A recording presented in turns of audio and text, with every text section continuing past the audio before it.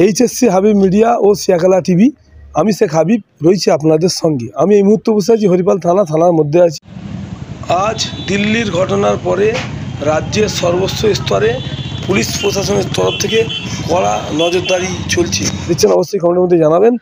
আপনারা ভিডিওটি শেষ পর্যন্ত দেখুন, ব্যাপক শেয়ার করুন, আপনাদের মূল্যবান মতামত কমেন্ট বক্সে জানাবেন।